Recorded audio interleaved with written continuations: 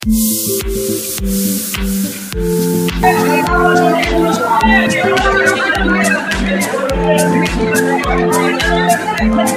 ಕಾಲದಿಂದಲೂ ವಿಶ್ವಂಬರ ಕ್ಷೇತ್ರವೆಂದು ಪ್ರಖ್ಯಾತಿ ಪಡೆದ ಮಹಿಮಾವಂತ ಶ್ರೀ ಸಾತೇನಹಳ್ಳಿಯ ಶಾಂತೇಶನ ಸನ್ನಿಧಾನದಲ್ಲಿ ಪ್ರತಿ ವರ್ಷದ ಪದ್ಧತಿಯಂತೆ ವಿಜಯದಶಮಿಯ ಶ್ರವಣ ನಕ್ಷತ್ರದಂದು ಮಕ್ಕಳಿಲ್ಲದಂತಹ ತಾಯಂದಿರಿಗೆ ಮತ್ತು ಬರಡು ದನಗಳಿಗೆ ಸಂತಾನ ಫಲದ ಪ್ರಸಾದವನ್ನು ನೀಡಲಾಗುವುದು. ಈ ವರ್ಷವು ಈ ಶ್ರವಣ ನಕ್ಷತ್ರದಂದು ವಿಶೇಷವಾದ ಔಷಧಿಯ ಫಲವನ್ನು ಪ್ರಸಾದವನ್ನು ವಿತರಣೆ ಮಾಡ್ತಾ ಇದ್ದೇವೆ. ಇದು ಸುಮಾರು 100 ವರ್ಷಗಳಿಂದ ನಮ್ಮ ಪೂರ್ವಜರಿಂದ ಬಂದಿದೆ.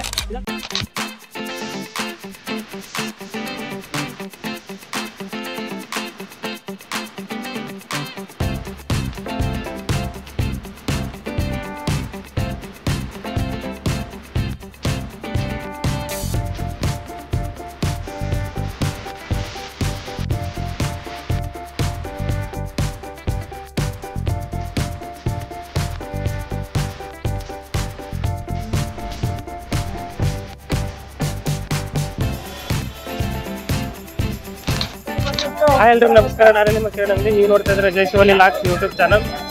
ಇವತ್ತು ನಾವು ಹಾವೇರಿ ಜಿಲ್ಲೆಯ ಹಿರೇಕೆರೂರು ತಾಲೂಕು ಸುಕ್ಷೇತ್ರ ಸಾಧರಣೆ ಗ್ರಾಮದ ಶ್ರೀ ಮಾರುತಿ ಶಾಂತೇಶ ದೇವಸ್ಥಾನದಲ್ಲಿ ಇದ್ದೀವಿ. ಯಾಕಪ್ಪ ಅಂತಂದ್ರೆ ಪ್ರತಿ ವರ್ಷದ ಪದ್ಧತಿಯಂತೆ ಈ ವರ್ಷವೂ ಕೂಡ ಮಕ್ಕಳಿಲ್ಲದ ತಾಯಂದಿರಿಗೆ ಸಂತಾನ ಫಲಕ್ಕಾಗಿ ಔಷಧಿಯನ್ನು ಕೊಡ್ತಾ ಇದ್ದಾರೆ.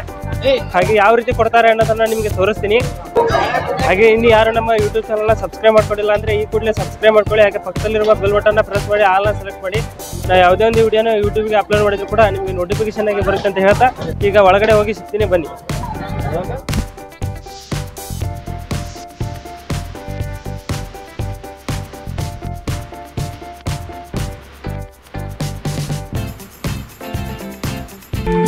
ಹಾವೇರಿ ಜಿಲ್ಲೆಯ ಹಿರೇಕೆರೂರು ತಾಲೂಕಿನ ಸುಕ್ಷೇತ್ರ ಸಾಧರಣೆ ಗ್ರಾಮದ ಶ್ರೀ ಮಾರುತಿ ಶಾಂತೇಶ ದೇವಸ್ಥಾನದಲ್ಲಿ ಪ್ರತಿ ವರ್ಷ ಮಕ್ಕಳಿಲ್ಲದ ಮಹಿಳೆಯರಿಗೆ ಸಂತಾನ ಫಲಕ್ಕಾಗಿ ಔಷಧಿಯನ್ನು ಕೊಡಲಾಗುತ್ತದೆ. ಆದ್ದರಿಂದ ಈ ಶಾಂತೇಶ ಸ್ವಾಮಿಯನ್ನು ಸಂತಾನವಾಗಿ ಕರುಣಿಸುವ ದೇವರು ಎಂದು ಇಲ್ಲಿನ ಜನರು ನಂಬಿದ್ದಾರೆ. ಈ ಔಷಧಿಯನ್ನು ವಿಜಯದಶಮಿಯ ಶ್ರವಣ ನಕ್ಷತ್ರದಂದು ವರ್ಷಕ್ಕೆ 1 ಬಾರಿ ಕೊಡಲಾಗುತ್ತದೆ. ಈ ಒಂದು ಔಷಧಿಯನ್ನು ತಗೊಳ್ಳೋಕ್ಕೆ ಅಂತ ಕರ್ನಾಟಕದ ಮೂಲೆ ಮೂಲೆಗಳಿಂದ ಹಾಗೂ ಆಂಧ್ರ, ತಮಿಳುನಾಡು ಹಾಗೂ ಕರ್ನಾಟಕದ ಎಲ್ಲ ಜಿಲ್ಲೆಗಳಿಂದ ಭಕ್ತರ ದಂಡು ಇಲ್ಲಿಗೆ ಹರಿದು ಬರುತ್ತದೆ. ನಮ್ಮ ಜೊತೆಗೆ ಇವತ್ತು ಊರ ಗ್ರಾಮಸ್ಥರಾದಂಥ ಅಶೋಕ್ ಎಲಿವಾಳ ಅವರು ನಮ್ಮ ಜೊತೆಗಿದ್ದಾರೆ. ಅವ್ರನ್ನ ಮಾತಾಡ್ತಾ ಹೋಗ್ತೀನಿ, ಬನ್ನಿ. ಪ್ರತಿ ವರ್ಷದ ಪದ್ಧತಿಯಂತೆ ಈ ವರ್ಷವೂ ಕೂಡ ಔಷಧಿಯನ್ನು ಕೊಡ್ತಾ ಬಂದಿದ್ದಾರೆ. ಅದ್ರ ಬಗ್ಗೆ ಏನು ಹೇಳಕ್ಕೆ ಇಷ್ಟಪಡ್ತಾರೆ? ಆದಿಪುರಾಣ ಕಾಲದಿಂದಲೂ ವಿಶ್ವಂಬರ ಕ್ಷೇತ್ರವೆಂದು ಪ್ರಖ್ಯಾತಿ ಪಡೆದ ಮಹಿಮಾವಂತ ಶ್ರೀ ಸಾತೇನಹಳ್ಳಿಯ ಶಾಂತೇಶನ ಸನ್ನಿಧಾನದಲ್ಲಿ ಪ್ರತಿ ವರ್ಷದ ಪದ್ಧತಿಯಂತೆ ವಿಜಯದಶಮಿಯ ಶ್ರವಣ ನಕ್ಷತ್ರದಂದು ಮಕ್ಕಳಿಲ್ಲದಂಥ ತಾಯಂದಿರಿಗೆ ಮತ್ತು ಬರಡು ದನಗಳಿಗೆ ಸಂತಾನ ಫಲದ ಪ್ರಸಾದವನ್ನು ನೀಡಲಾಗುವುದು. ರಾಜ್ಯದ ನಾನಾ ಮೂಲೆಗಳಿಂದ ಅನೇಕ ಭಕ್ತರು ತಾಯಂದಿರು ಮಕ್ಕಳಿಲ್ಲದಂಥವರು ಬಂದು ಸಂತಾನ ಫಲದ ಪ್ರಸಾದವನ್ನು ಪಡಿತಾ ಇದ್ದಾರೆ.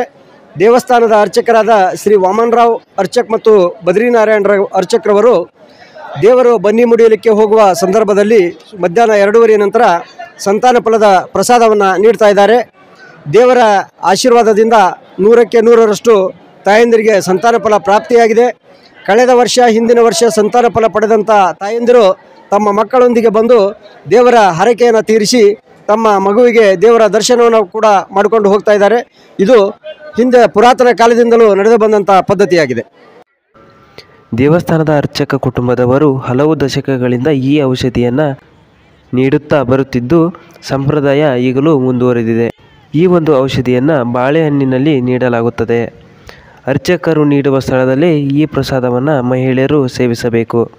ಹೀಗೆ ಮಾಡಿದರೆ 1 ವರ್ಷದಲ್ಲಿ ಮಕ್ಕಳಾಗುತ್ತವೆ ಎಂದು ಇಲ್ಲಿನ ಜನರ ನಂಬಿಕೆ. ಈ ಶಾಂತೇಶ ಸ್ವಾಮಿಯ ಪ್ರಸಾದ ಪಡೆದು ಬಹುತೇಕ ಮಹಿಳೆಯರು ಸಂತಾನ ಭಾಗ್ಯ ಪಡೆದಿದ್ದಾರೆ.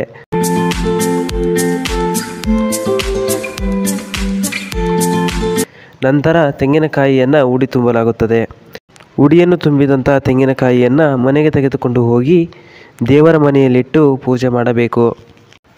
ಹೀಗೆ ಮಾಡಿದರೆ 1 ವರ್ಷದಲ್ಲಿ ಮಕ್ಕಳಾಗುತ್ತವೆ ಎಂದು ಇಲ್ಲಿನ ಜನರ ನಂಬಿಕೆ.